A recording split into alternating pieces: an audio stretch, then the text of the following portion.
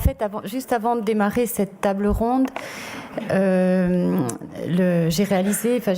avons réalisé au musée un petit film pour donner la parole à ceux qui ont joué un rôle fondamental dans la conception de ce qu'est aujourd'hui Confluence, à savoir certains membres du comité scientifique ainsi que Michel Côté, qui reprend un petit peu ce qu'on est, c'est-à-dire cette construction par l'interdisciplinarité, le principe de narrativité du récit et du public au cœur de la réflexion. Voilà.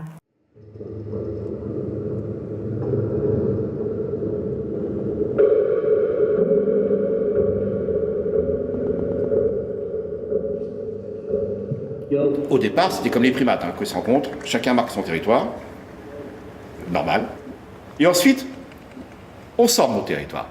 Et c'est comme ça qu'on a construit donc ce projet.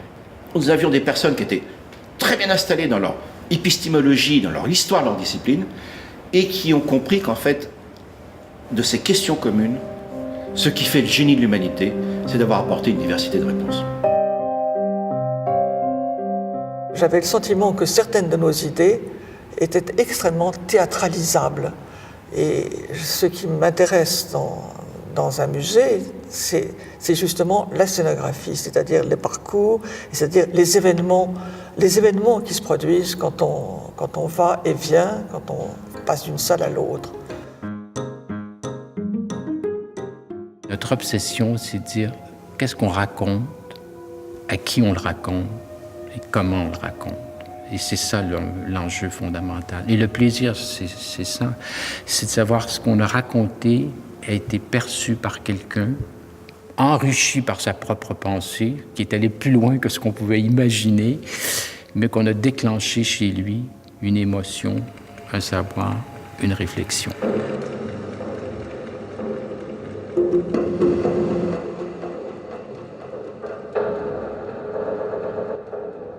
Un objet échappe au collectionneur, c'est-à-dire qu'il échappe à l'individu et qu'il se doit de revenir à la collectivité. D'abord parce qu'il a quelque chose à dire aux autres hommes, et ça dépasse les 4 murs de l'espace privatif, clos. Enfin, c'est ma manière de fonctionner et de penser.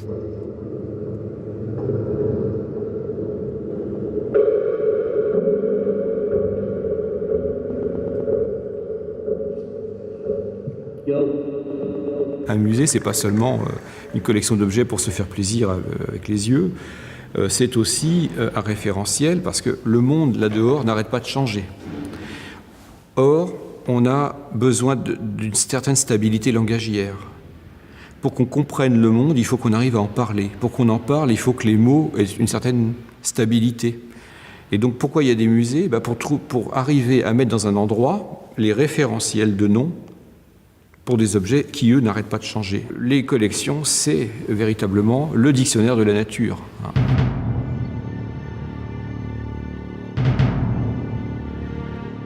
Pour moi, Confluence, c'est bien sûr la confluence de la Saône et du Rhône, c'est la confluence des disciplines, c'est la confluence des temps, et pour une perception plus exacte de ce que peut être l'homme en société.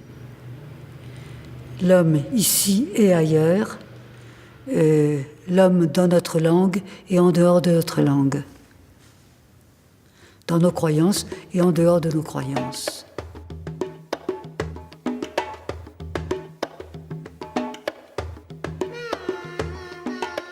L'important, c'est de provoquer la curiosité. Je dirais que c'est de donner le virus de la découverte.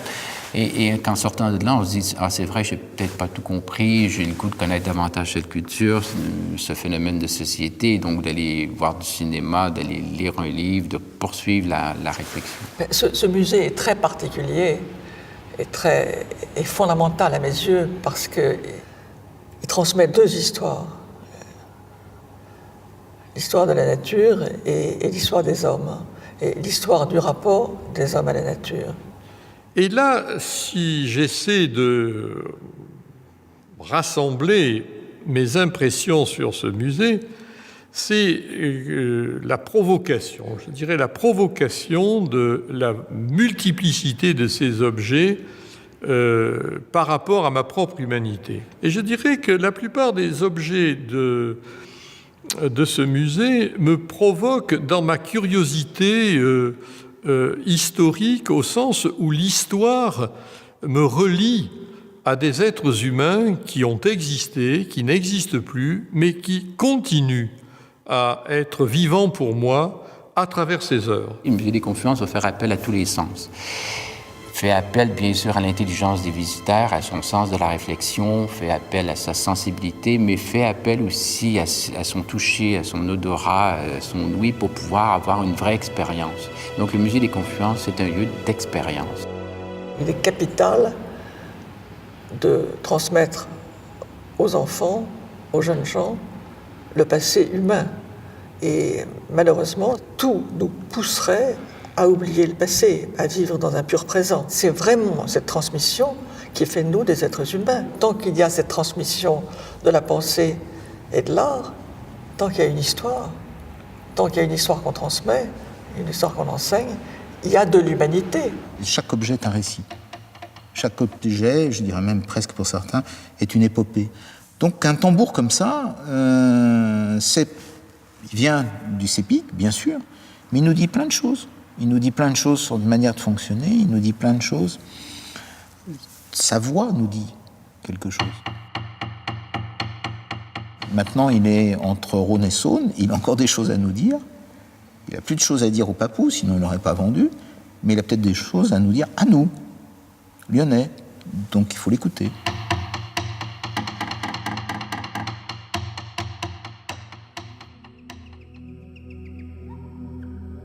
Un musée, ça n'est pas un objet sous une vitrine, c'est un objet que l'on comprend.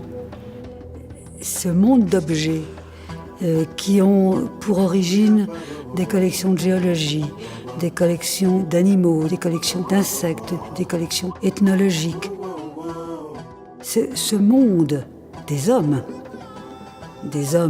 en société, c'est d'une richesse infinie, parce qu'on peut à la fois y prendre plaisir, poser des questions, comprendre un certain nombre de choses, mettre en relation des domaines qui, d'habitude, sont séparés. Dès le départ, c'est poser la question des publics. Et tous ces choix de l'interdisciplinarité, de la sélection des objets, du récit, des scénographies immersives, du texte dans les expositions. On a un niveau de texte qui, en fait, est compréhensible par tous, mais n'en est pas simpliste pour autant. On a un public populaire, au bon sens du terme, une très grande mixité. On sait, puisqu'on étudie, le public est à la fois au cœur de nos préoccupations, au cœur du projet dès le départ, mais aujourd'hui aussi un sujet de recherche et aussi un outil de gouvernance. Ce musée des sciences, finalement, me provoque autant par ce qu'il implique d'intelligence humaine, de génie humain, d'effort d'intelligence des choses, que par les choses elles-mêmes que ce musée présente et me révèle. Il me ramène aussi ce que j'oserais appeler l'infini de l'intelligence humaine. Et pour moi, c'est ça, le musée des Confluences. C'est un lieu qui s'est ancré dans un territoire, qui est un lieu de mixité sociale, qui répond à un enjeu citoyen, qui est en maillage avec le territoire, avec les autres institutions, mais qui est aussi au niveau national présent et aussi à l'international, puisque effectivement un peu comme une proue à l'entrée de la ville, ce musée a une attractivité forte pour le territoire, pour la ville. Et donc ce public qui vient très nombreux, que l'on étudie, c'est la plus belle récompense pour l'équipe, c'est aussi une belle reconnaissance pour ce musée qui rencontre finalement un succès populaire.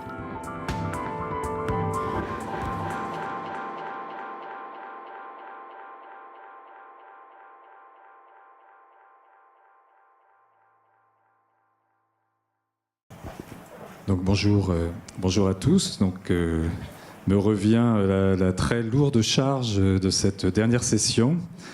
Je suis effectivement très bien entouré. Je remercie tout d'abord donc Madame la directrice des Musées de France. Je remercie aussi Madame la présidente d'ICOM France. chers collègues, mesdames, messieurs. Donc c'est vraiment avec un très très grand plaisir que nous allons vivre cette 3e session qui sera riche, stimulante et qui sera, je l'espère, porteuse de débats constructifs, peut-être enflammés. Alors vous étiez un peu intimidés ce matin, c'est vrai qu'il y avait peu de questions qui émanaient de la salle, donc surtout n'hésitez pas éventuellement à tweeter et à poser vos questions par ce biais. Ces questions pourraient nous être transmises, hein. Donc vraiment sentez-vous extrêmement libre. Donc c'est vrai qu'on va vivre une après-midi axée sur la complémentarité, sur des expériences professionnelles de 6 intervenants très diverses. Donc les échanges vont, je l'espère, être nourris. Donc réagissez. Ce qu'on souhaite, c'est qu'il y ait un peu de temps, d'ailleurs, entre chaque intervention, qui d'ailleurs seront en duo.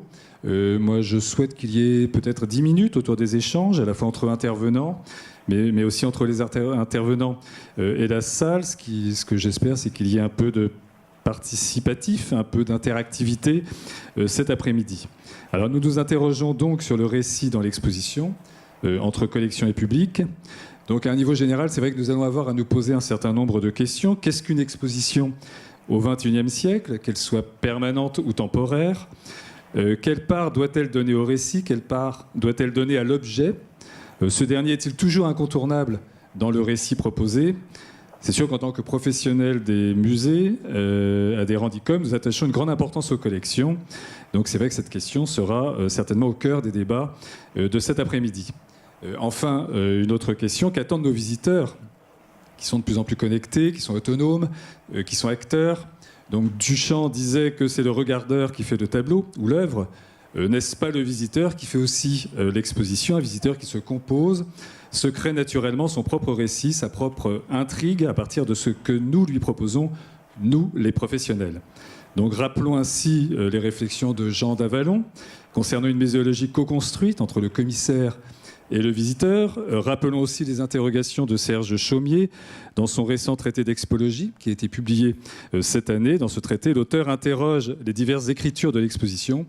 Des écritures, nous le verrons, parfois à 360 degrés, des discours multiples où les mots sont les œuvres et les objets.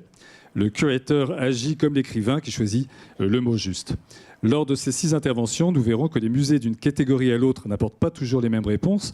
Ce qui m'intéresse, c'est qu'effectivement, on s'interroge sur ce que les musées peuvent s'apporter les uns les autres. Est-ce qu'un musée d'ethnologie peut apporter à un musée des beaux-arts et vice-versa? Est-ce qu'un musée des beaux-arts peut nourrir la réflexion d'un musée de sciences et techniques?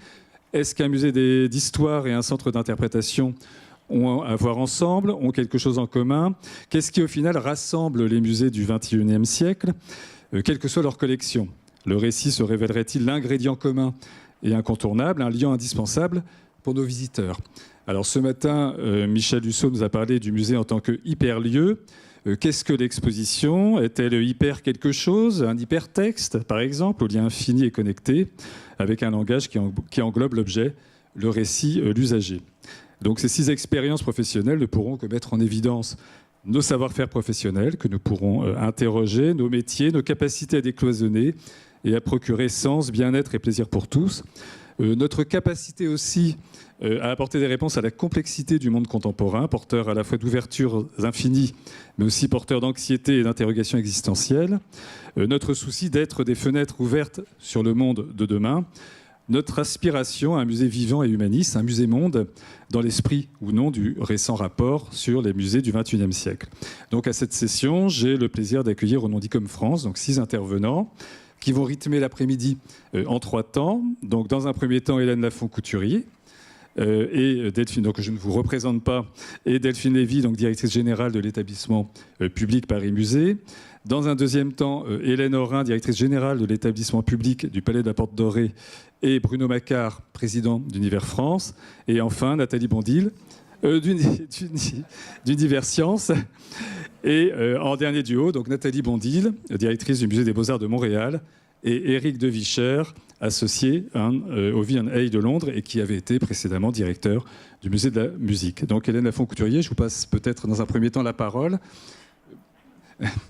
pour compléter le petit film qui a été présenté. Pour compléter le petit film et pas revenir, donc en fait j'ai choisi quelques exemples qui reviennent sur cette question du récit, mais pas uniquement dans le permanent, et j'ai 4 ou 5 images à projeter. En fait, je voulais revenir un tout petit avec l'exemple effectivement de Vénénum, cette exposition temporaire, et montrer que effectivement, lorsque l'on rentre dans l'exposition temporaire, on est accueilli par une pomme. Donc c'est à la fois la dimension symbolique de la pomme, depuis les récits bibliques jusqu'à Blanche-Neige, sans oublier la question des pesticides. C'est aussi cette pomme qui structure l'espace. Quand vous rentrez dans l'exposition, vous avez cette pomme rouge, et tout d'un coup, effectivement, on traverse cette salle qui fait 750 mètres carrés, et on va, voilà, on a cette vision transversale sur l'exposition. Et image suivante, cette pomme, en fait, quelque part, c'est « Il était une fois ». Elle sert d'introduction, elle pose le sujet, et les visiteurs ont tendance, comme vous le voyez là, à s'arrêter, se mettre autour et tout d'un coup se focaliser sur une histoire et un récit qui va se dérouler dans l'exposition. Ensuite, dans les temps pour vous, en fait, dès le départ, vous savez, quand le musée des Confluences a ouvert, il y avait une certaine polémique le concernant. On a beaucoup critiqué la construction, son coût, les retards. Et dans notre politique des publics, dès le départ, on a voulu à la fois une tarification abordable par rapport à ça, mais aussi je voulais qu'on soit généreux envers notre public. Et donc, ont été mis en place par le service de la médiation ces temps pour vous, qui sont des temps sur mesure offerts aux visiteurs, qui se déroulent à heure fixe dans l'ensemble du bâtiment, à la fois dans les salles d'exposition permanentes, mais également dans les espaces liants. Et ici, sur cette image, effectivement, c'est l'histoire de l'architecture, puisque l'architecture, ici à Confluence, elle porte aussi, c'est vraiment la transcription du projet culturel, et il y a donc cette histoire qui se raconte aussi. Également des objets à toucher. Dans le parcours permanent, on ne l'a pas encore fait dans le temporaire, il y a des objets réels à toucher, comme cette météorite. Et c'est vrai que par le toucher, il y a une compréhension qui se passe et qui me semble essentielle. Et lorsque vous touchez cette météorite, et juste à côté de la météorite, il y a un petit bout de météorite lunaire, eh bien, vous avez touché la Lune ou de la poussière d'étoiles juste à côté au musée. Il y a une part de rêve, comme le montre l'image suivante, pour, par exemple, cet enfant qui, voilà, dans la partie où il y a le mammouth de Choulan, est songeur devant cette vitrine. Et c'est une photographie qu'on aime. Alors, on aime la montrer aussi. Et puis, également, dans notre politique éditoriale, puisque dès le départ, on a proposé ces récits d'objets qui sont des fictions, où l'on invite des auteurs à venir choisir un objet de la collection et de développer un récit. Alors ça peut être effectivement un récit policier, comme celui qu'a fait Jean-Bernard Puy, ou alors de la poésie avec Valérie Rousseau, ou encore Philippe Forest qui raconte... voilà, avec ce très beau texte à partir d'une mâchoire de mandibule d'Homo sapiens, d'un enfant Homo sapiens qui est dans le parcours permanent. Donc c'est une collection qui se développe chaque année, et c'est vraiment ce principe de se dire, on va découvrir le musée avec un écrivain. C'est aussi une autre façon de rentrer, parce que je crois que le musée doit être un lieu de vie. Mon prédécesseur disait toujours qu'un musée, ça se fréquente, ça ne se visite pas, ça se fréquente. Et c'est vrai que le bâtiment a été fait aussi ainsi, c'est-à-dire que l'architecte est quelqu'un, je l'ai constaté depuis l'ouverture, qui aime le public et qui a vraiment pensé le musée et le bâtiment en fonction du public. Et donc, ce sont des espaces de déambulation où les gens se sentent bien et qu'ils vivent un peu comme la rue en dehors des expositions. On a même eu, puisque un visiteur sur 3 qui franchit la porte du musée n'avait jamais poussé la porte d'une institution culturelle. Donc, on a été confrontés, notamment au moment de l'ouverture, à, je me souviens, un dimanche après-midi, une famille qui s'installe dans l'exposition permanente sur les sociétés et qui sort le pique-nique. Enfin, voilà, donc il y a aussi cette adoption du public et d'un public populaire au bon sens du terme.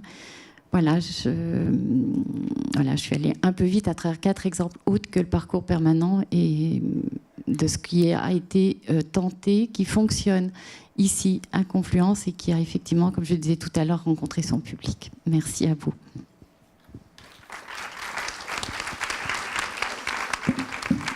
Donc, je vais maintenant passer la parole à Delphine Lévy, donc, directrice générale de l'établissement public Paris Musée. Donc, c'est vrai qu'on parle beaucoup de pluridisciplinarité, on parle de pluralité des récits.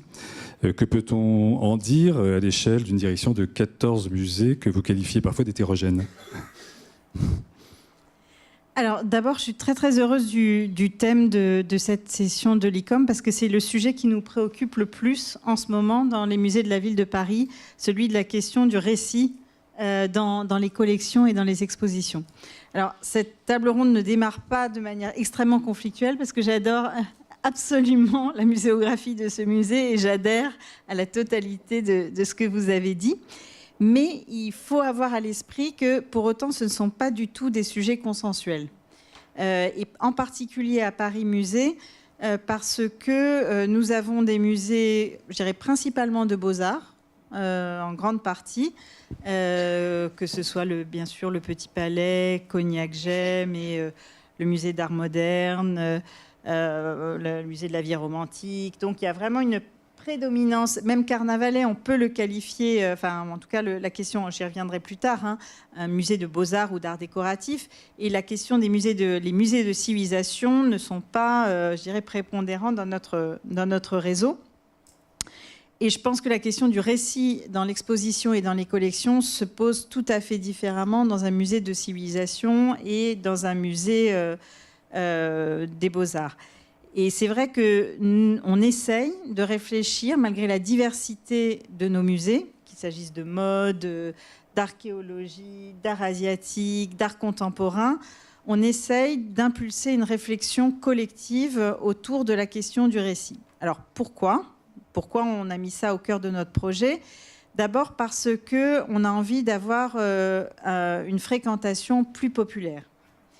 Et ça, je dirais que même si c'est un objectif qui est assez, je dirais, consensuel au sein des tutelles, évidemment, tutelle, on l'a bien entendu, dans le cadre de la démarche musée du XXIe siècle, mais aussi à la ville de Paris. Pour la tutelle, c'est très important d'avoir une fréquentation des musées qui ressemble plus à la fréquentation, à la population. Mais par contre, au sein des musées, je m'aperçois que cette question n'est pas complètement consensuelle et ce n'est pas un objectif déjà partagé.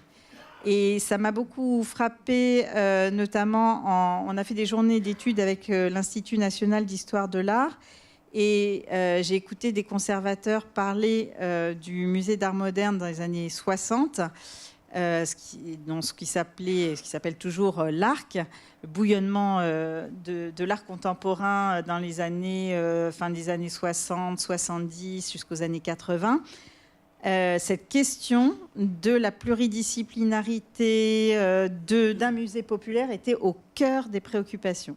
Et j'ai l'impression qu'il y a eu un recul sur ces questions et que si c'est consensuel chez les tutelles, ce n'est pas forcément universellement partagé au sein des musées. Donc, on a souhaité mettre cette question au cœur de notre réflexion. Alors, pour les musées des Beaux-Arts, c'est effectivement encore plus compliqué parce que en matière d'art, évidemment, c'est l'œuvre qui est au premier plan, la question du choc esthétique, évidemment, qui arrive en premier lieu. Et donc, il y a une terreur du parcours didactique qui viendrait tuer l'imaginaire, tuer l'œuvre. Et donc, voilà, ce sont des débats que nous avons en ce moment au sein des musées de la ville de Paris. Alors, on en discute par exemple à l'occasion des expositions temporaires. Notre parti pris, c'est de ne renoncer à aucun sujet. Ce sont donc les directeurs de musées qui ont la charge d'établir la programmation, de proposer les expositions et qui font parfois des propositions qu'on peut qualifier d'assez scientifiques, d'assez pointues. Mais au fond, on a la conviction que si le synopsis est bien conçu d'emblée, s'il y a une scénographie extrêmement attractive, s'il y a une attention très forte portée à la médiation, on peut faire partager au grand public même un sujet qui n'est pas très connu. Donc, on essaye de travailler dans ce sens-là. Et on essaye de mettre en place une méthode. Je crois que c'est un peu pour ça qu'on m'a demandé de de parler aujourd'hui, c'est parce qu'on essaye, on tâtonne, on ne va pas du tout s'ériger en modèle, on n'en est vraiment pas là du tout, mais on essaye de mettre en place une méthode de travail plus collaborative autour du commissaire d'exposition, avec bien sûr le chef de projet en charge de la production, puisqu'on a un système très mutualisé de production au sein de Paris Musée, avec le service des publics, à la fois celui du musée, mais aussi l'équipe au sein des services centraux de Paris Musée. On a recruté il y a peu Anne Stéphan qui est là aujourd'hui et qui pourra d'ailleurs répondre à des questions parce qu'elle est bien plus experte que moi sur ces questions et qui vient justement de cet univers des musées de sciences, de civilisation et qui a donc une autre culture. Et donc ces équipes qui se mettent en place ont pour vocation justement de travailler collectivement sur un projet d'exposition depuis le scénario jusque évidemment à l'ouverture de l'exposition. C'est une méthode qui est tout à fait inhabituelle, je dirais en pratique, même si certains la mettent sur le papier dans les musées des Beaux-Arts et plus généralement d'ailleurs dans les musées en France, et qui ne fait pas consensus. Donc ça fait partie des sujets sur lesquels nous travaillons en ce moment. Mais pour moi, c'est vraiment un enjeu absolument majeur. Je vais prendre aussi quelques exemples à travers les grands projets de rénovation que nous menons aujourd'hui, en ce moment, puisqu'on a engagé des projets de rénovation dans la quasi-totalité de nos musées.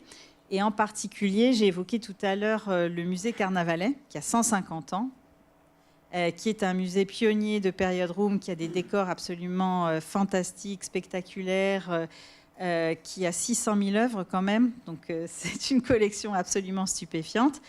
Et je dirais que les œuvres vraiment prédominent dans ce musée, les objets, les décors, les peintures. C'est un musée colossal, complètement labyrinthique, dépourvu de toute explication.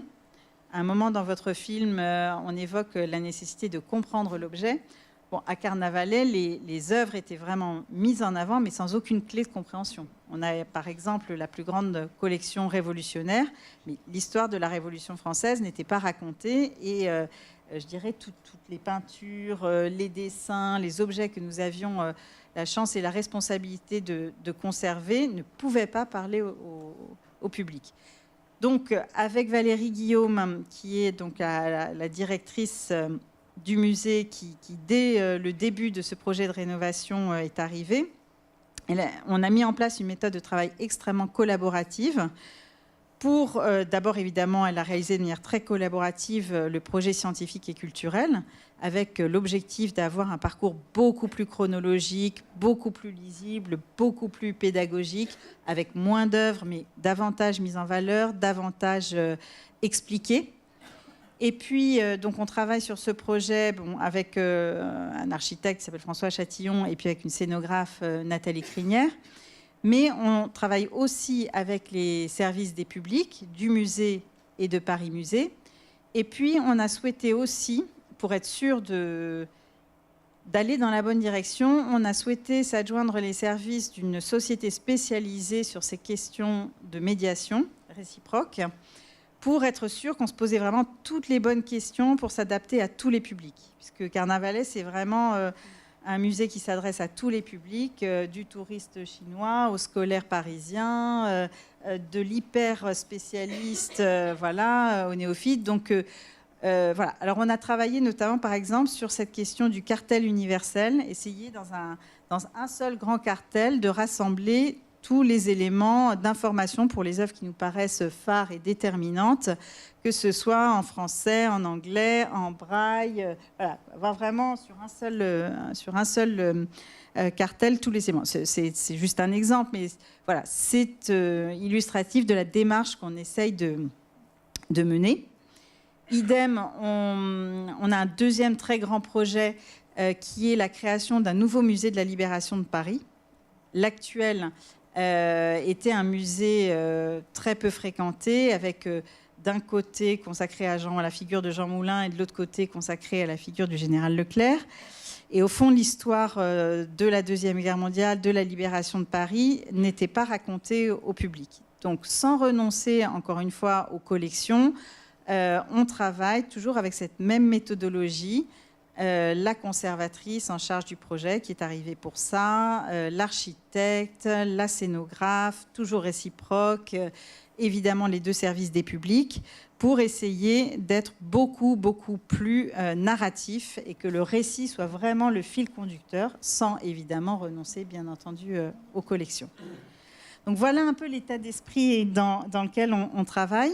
On est tout à fait conscient qu'à ce stade, on ne peut pas se prévaloir d'être devenu un modèle. On est vraiment au début d'une démarche, mais ça commence à se voir dans... Je ne sais pas si vous êtes allé par exemple là, au Petit Palais en ce moment où il y a l'exposition consacrée à Anders Zorn, qui est un peintre qui n'est pas connu du tout du grand public. C'est vrai que Christophe Leribaud a tout fait avec les équipes de production, de médiation, le scénographe, pour essayer de faire partager cette passion qu'il a eue pour ce peintre au plus grand public par une scénographie attractive, des outils de médiation, etc. Voilà en quelques mots ce qu'on essaye de faire. Merci beaucoup. Donc peut-être des réactions. Hélène Lafont-Couturier, par exemple, au niveau de la méthode.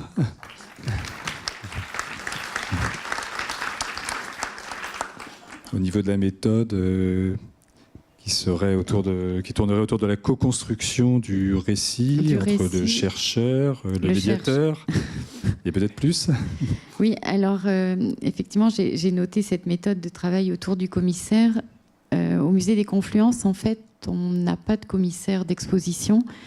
On a, en fait, c'est le musée qui est commissaire, il y a un chargé de projet et un comité scientifique pluridisciplinaire chaque fois, en fonction des sujets.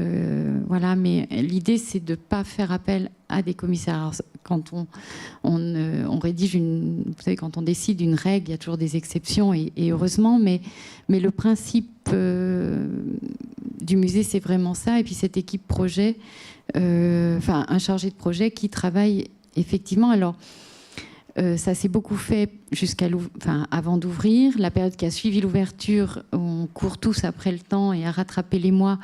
On a peut-être eu une période un peu plus bousculée. Aujourd'hui, on retrouve ce fonctionnement où on associe à la fois les différents services du musée au plus tôt quand on travaille sur un sujet. En tout cas, c'est ce vers quoi on revient. Et nos collègues, sur un plan international, auraient-ils quelques éléments à nous apporter ? Merci David. En fait, moi je me sens très à l'aise parce que Michel Côté, venant du Musée de la Civilisation à Québec, et je connais bien, et ce que vous avez fait avec votre équipe est tout simplement exceptionnel. C'est le fait de se dire, donc on est au-delà d'un musée des Beaux-Arts, au-delà d'un musée des civilisations, c'est ce récit que vous avez entremêlé entre nature et culture, et de par l'histoire, et surtout avec... je crois la force du groupe, c'est-à-dire d'éviter d'avoir un seul commissariat, un seul curateur qui parfois réduit le récit à sa propre vision, mais plutôt de pouvoir l'ouvrir à une pluridisciplinarité des expertises dans le comité, et j'inclurais même dans ce comité-là, pour faire que le récit soit fort, l'équipe des scénographes, l'équipe des graphistes, l'équipe des mises en scène sonores, qui participent réellement à la construction du récit, comme on le ferait au théâtre, au cinéma. Et je crois que nous sommes dans le bon lieu pour pouvoir démontrer cette force de proposition. Et on essaye même d'aller plus loin, c'est-à-dire dans 2 des expositions qui ont été ouvertes récemment, et dont des Vénénum, il y a cette idée que l'équipe de scénographes qui travaille avec la personne en charge de la lumière, celle de l'audiovisuel, en fait, l'idée, c'est qu'il y ait cette transversalité entre eux, au même niveau qu'au niveau des scientifiques. Donc non seulement c'est entre toutes les équipes ensemble, mais même au sein d'une équipe, il y a presque un regard qui se déplace. C'est-à-dire que le scénographe, tout d'un coup, peut avoir le regard de l'éclairagiste, comme celui qui est en charge de la lumière peut avoir un regard sur l'audiovisuel. En fait, juste pour un mot, moi je dirais que l'important dans ce type d'exercice, c'est d'avoir une unicité de vision, mais par contre d'avoir une complémentarité d'expertise et de sortir du monologue du commissariat ou du spécialiste pour justement pouvoir multiplier les voies d'interprétation et ouvrir d'autant plus de de possibilités de compréhension donc, du contenu. Et c'est un exemple absolument parfait. C'est une vision très holistique donc d'un sujet.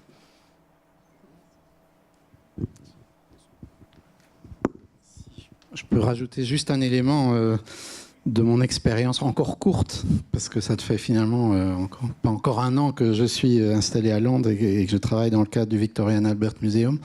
Mais ce qui m'a frappé d'ailleurs assez tôt quand je suis arrivé là, c'est que justement dans ce processus de définition de projets, et notamment des projets d'exposition, il y a bien sûr effectivement l'ensemble des équipes, je dirais, de conception qui sont associées dès le début, donc y compris le scénographe, etc. Ce qui m'a frappé aussi, c'est qu'ils associaient d'emblée ou très tôt dans le processus aussi des équipes marketing, des équipes évidemment des publics, des tests auprès de target groups, donc des groupes cibles auxquels ils vont tester aussi le propos de l'exposition. Alors, encore une fois, je pense que, comme tu le dis, Nathalie, je pense qu'il faut garder une vision et il faut avoir une idée forte dès le début. Ce ne sont pas ces groupes cibles qui vont définir le projet. Il ne faut pas en attendre non plus tout. Et puis, je pense qu'on est aussi dans une logique de proposition. Mais j'ai trouvé quand même cette confrontation avec le public. Alors, justement, différents types de publics. Ça peut être les membres, ça peut être des publics très éloignés du musée aussi.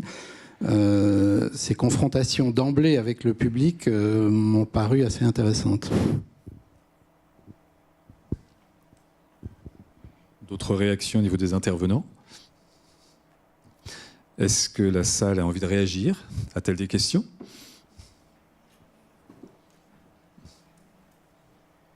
Y a-t-il des tweets? Bon, alors nous allons passer au deuxième temps. Donc, Hélène Aurin, donc directrice générale de l'établissement public du Palais de la Porte Dorée, et Bruno Macquart, président d'Univers Sciences. donc nous allons nous poser donc, la question de l'objet. Nous allons peut-être nous la poser assez crûment. En gros, a-t-on besoin ou non d'objets par rapport à nos récits dans nos musées? Et par ailleurs, l'objet doit-il exister en préambule ou finalement n'arrive peut-être-il pas dans un second temps, par le biais, par exemple, de collectes? Donc, Hélène Aurin. Merci. Moi aussi, j'avais préparé un petit pouvoir point. Je ne sais pas s'il va marcher, mais on va essayer. En préparant cette intervention, je me suis vraiment... j'ai essayé de me demander pourquoi, soudain, la question du récit arrivait. Puisqu'au fond, chez nous, au Musée national de l'histoire de l'immigration, j'ai oublié de vous dire que dans le palais de la Porte Dorée, qui autrefois s'appelait le palais des colonies, il y a deux institutions. Il y a le Musée national de l'histoire de l'immigration et il y a l'aquarium tropical. Donc il y a aussi Nemo, les crocodiles, tout ça. Albinos, grand succès de la maison. Et d'ailleurs aussi, mais ça nous fait plein de points communs avec Bruno, des choses à raconter sur ces univers. Alors nous, on a une double contrainte qui nous oblige évidemment à placer le récit au cœur de nos préoccupations. C'est d'abord, on est un musée d'histoire, donc l'histoire sans le récit ne serait pas grand-chose, encore que, on va y revenir, c'est pas si simple. Et puis surtout, on a dans certains endroits du palais une iconographie, comme ici dans le Salon Afrique, qui eh bien, peut donner lieu à des interprétations qui ne sont pas exactement celles qu'on voudrait défendre dans le Musée national de l'histoire de l'immigration. En effet, l'histoire de l'immigration, comme l'histoire de l'art d'ailleurs, se lit à l'envers. C'est-à-dire qu'on lit, par exemple, la période coloniale à partir de ce qu'on sait aujourd'hui de ces affres, des guerres de décolonisation, etc. Évidemment, l'exposition coloniale de 1931, elle a pas, la colonisation, c'est pas un bloc uniforme qui ne parlerait que de hiérarchie des races, d'indigénat et de spoliation. C'est bien plus complexe que ça, et le palais raconte cette complexité. Mais si on regarde l'iconographie, c'est pas forcément cette complexité qu'on voit tout de suite. Donc, si on n'a pas le récit pour faire des liens entre ce que l'on voit et ce que l'on raconte, eh bien, ça ne fonctionne pas. Cela dit, eh bien, le récit dans un musée, c'est pas si simple à assumer que cela. D'abord parce que ça recouvre des univers de compétences qui ne sont pas nécessairement simples d'articuler.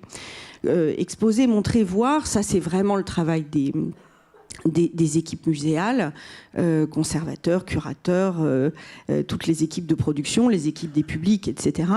Mais il s'agit de mettre en forme, puisqu'on est on est dans l'espace, on est dans le volume, on est dans les objets. À l'inverse, le récit, on raconte, on dit, on met en ordre le monde. Et ça, c'est le travail des chercheurs. Et ce travail de mise en ordre n'est pas nécessairement cohérent avec un travail de mise en forme. Quand je suis arrivée, la tradition chez nous, c'était que le commissariat des expositions était confié à des historiens. Remarquable. Mais ils ont un petit défaut, les historiens, ils ne comprennent pas l'histoire de l'espace, du volume et de l'objet. Et donc, ils ont tendance, c'est passionnant, mais ils ont tendance à mettre les bouquins sur les murs. Alors, c'est très exhaustif, très complet, je n'en disconviens pas, mais c'est quand même un tout petit peu compliqué pour le public. D'abord parce si c'est pour lire un bouquin, il peut rester chez lui. Il n'est pas obligé de venir, d'acheter son billet. On est loin, on est à l'est, on n'est pas dans le centre de Paris. Enfin, vous voyez tout ça. Et puis aussi parce que cette construction, cette mise en ordre du monde, elle passe par des formes de conceptualisation qui ne sont pas nécessairement accessibles à tous les publics. Alors, il y a quand même disons, des questions méthodologiques qui permettent, ou des prismes méthodologiques qui permettent d'articuler ce travail de mise en forme et ce travail de mise en ordre. C'est en partant bien sûr de cette définition de l'œuvre donnée par Jean-Hubert Martin. L'artiste est celui qui transpose dans la matière les croyances, les idées, les récits. On voit bien donc que l'objet raconte déjà une mise en ordre. Et d'autre part, le fait que les neurosciences ont très très largement nuancé cette partition entre l'ordre de la perception et l'ordre de l'analyse. Du coup, le travail curatorial doit se situer exactement à l'interface de ces pôles. C'est la raison pour laquelle nous, on a effectivement des commissaires d'expo qui ne sont pas de l'équipe. De toute façon, on est un petit musée, donc l'équipe est trop petite pour assumer elle-même, Hélène le sait, elle-même le travail curatorial. Mais on essaye de faire travailler ensemble, ça n'est pas toujours évident, un curateur et un chercheur, au moins de créer ce couple. Et quand on ne le fait pas, parce que nous aussi on a des règles et des exceptions, et ben souvent on le regrette dans un sens ou dans un autre. J'ai choisi cette citation de Denis Diderot en exergue qui nous va bien parce que au fond elle définit bien ce qu'on peut trouver au Musée national de l'histoire de l'immigration comme préoccupation sur le récit et sur la fonction de l'exposition. Donc Denis Diderot nous dit que l'exposition procure à tous les états de la société une récréation utile et un commerce agréable. Je la cite tout le temps parce qu'elle permet de se souvenir de la nécessité des échanges entre le propos et le public. Et elle doit aussi nous rappeler que l'exposition doit être un moment agréable, ce qui n'est pas le cas de l'histoire de l'immigration, qui est une histoire d'exil, de déracinement, de guerre, de meurtre, des histoires atroces. Et bien sûr, il faut rendre compte de ces dimensions. Mais rendre compte ne veut pas dire non plus que le visiteur doit passer un moment particulièrement désagréable. Et c'est pour ça que les ouvrages du CNRS sur les murs, c'était pas possible de continuer, en tout cas de valider cette méthode. Alors voilà comment ça se traduit. Ça se traduit dans. J'ai choisi 2 exemples, j'aurais pu en prendre d'autres. On a récemment terminé une exposition, Ciao Italia, un siècle d'immigration et de culture italienne en France, qui a bien marché. Et donc peut-être c'est une façon de valider cette méthode, je ne sais pas, on y reviendra, qui se voulait être une exposition joyeuse et anglais, joyeuse ne voulant pas dire qu'on allait nier évidemment la passion et la fureur qui ont entouré pendant des décennies le traitement des Italiens en France. On a voulu travailler avec l'équipe de commissaires autour d'un concept qui est l'italianité. Vous savez que le musée de l'immigration, sa mission, c'est de changer les regards. Changer les regards, ça veut dire, c'est très ambitieux, c'est très très ambitieux. Changer les regards, ça veut dire contourner les stéréotypes ou en tout cas les déconstruire. Or, le stéréotype à propos des Italiens, vous le savez tous, c'est oui, il n'y a pas de problème. C'est nos cousins, c'est nos frères, donc il n'y a pas de sujet sur l'intégration des Italiens. Ils se sont tellement assimilés qu'ils sont d'ailleurs devenus totalement invisibles. Or, ça n'est évidemment pas si simple. Et une des choses que racontent les chercheurs, c'est que les Italiens ont conservé pendant plus d'un siècle leur tradition, leur réseau. Il y a des associations italiennes en France extrêmement dynamiques. Ils ont même des magazines, je ne le savais pas, mais qui ne feraient pas lire d'envie les grands éditeurs de journaux en termes de nombre d'abonnés. Bref, ils ont une vie communautaire extrêmement riche et extrêmement développée. Et donc, c'est parce qu'ils ont conservé une forme d'italianité malgré l'éloignement et surtout malgré les années, puisque ça fait plus d'un siècle. Donc, voilà. Alors pourquoi, puisqu'ils ont conservé cette italianité, sont-ils devenus invisibles ? Peut-être parce qu'on pose mal la question. Peut-être que la question, c'est pas est-ce qu'ils se sont intégrés, assimilés ou je ne sais quoi, mais peut-être que c'est le contraire et que c'est nous, au fond, la société française, qui avons absorbé cette italianité dans notre culture. Et pour montrer cela, on a essayé de jouer avec les stéréotypes, le Rital, le Latin Lover, la Dolce Vita, etc. Alors, par exemple, là, vous avez une simèse qui était consacrée à quelques-uns des artistes très connus, Yves Montand et d'autres, Rina Chetty, qui ont pu conserver, ou Reggiani, qui ont pu conserver pour certains d'entre eux leur nationalité italienne, alors que ce sont presque des totems, des stars totalement françaises, voire franchouillardes. Mais eux aussi ont su jouer de ces... voilà. Et donc, quelque part, le Latin Lover, on l'a totalement absorbé. Voilà. Je passe. On a joué aussi sur les rapprochements culottés, comme disait Dominique Paini, notre commissaire général, entre des œuvres contemporaines et des œuvres du 19e. Le deuxième exemple, c'est une des choses qui commence à être assez connue et que le public apprécie chez nous, c'est la Galerie des Dons, qui présente nos collections ethnographiques.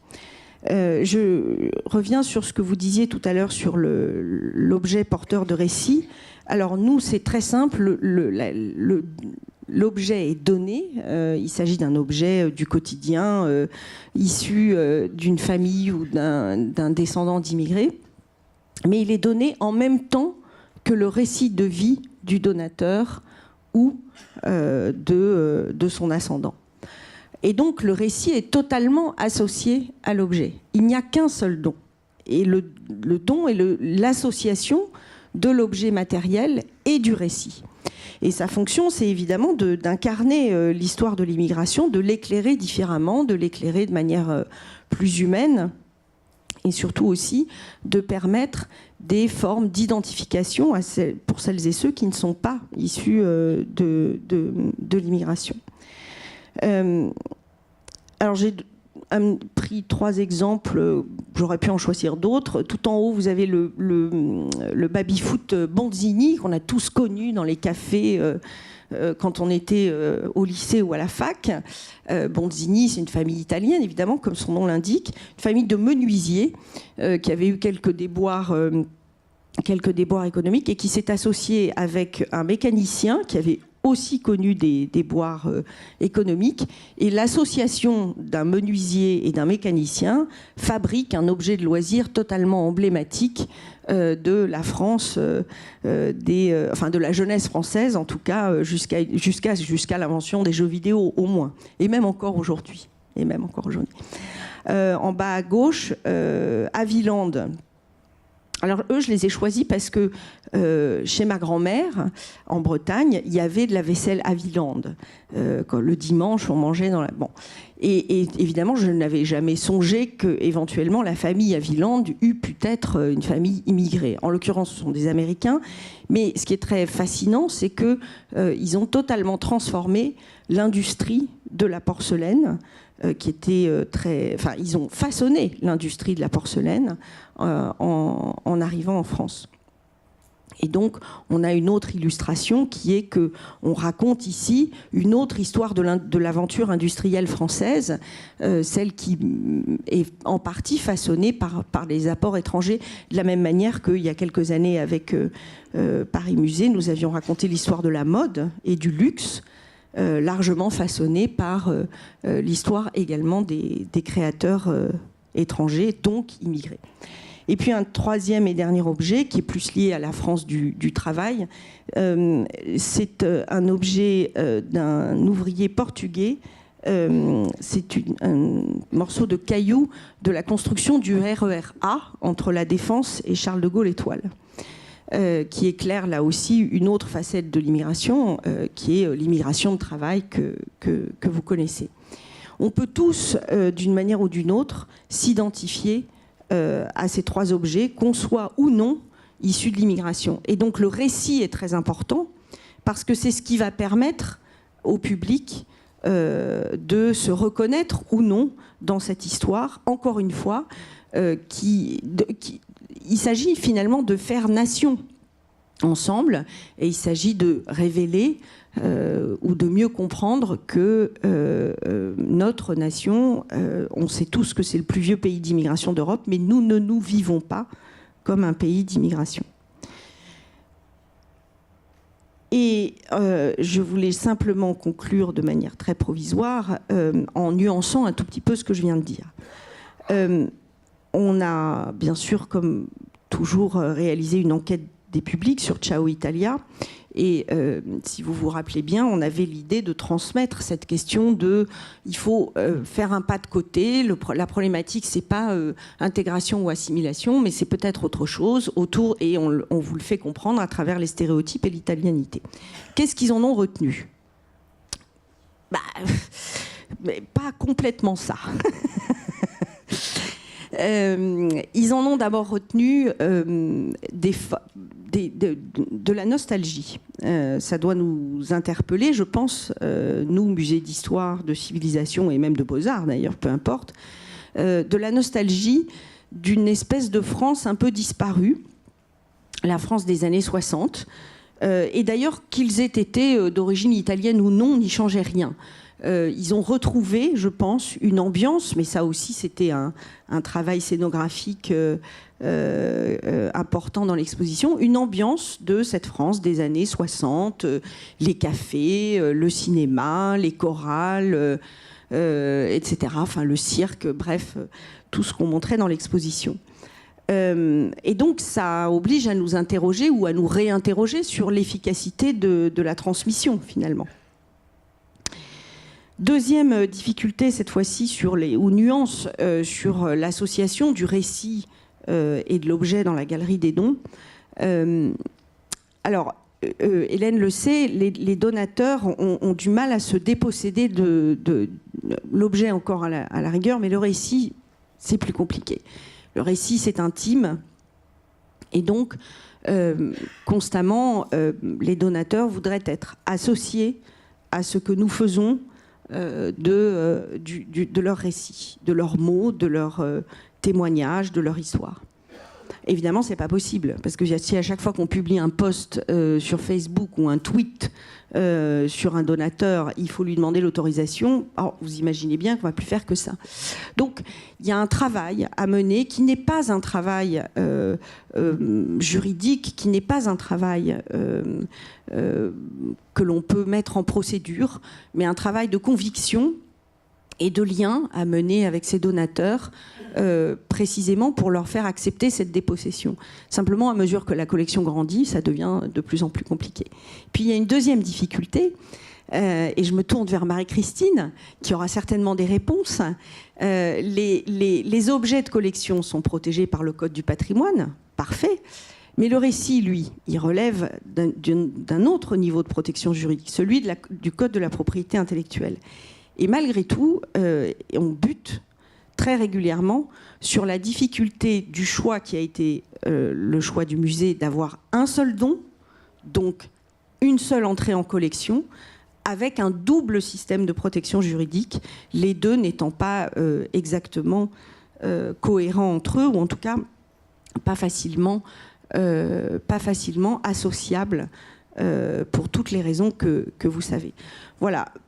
Je m'arrête là. Je veux juste terminer d'une phrase en vous rappelant au début cette citation de Diderot qui me semble toujours juste et nécessaire, donc que l'exposition est un commerce utile et une récréation agréable. Un grand merci.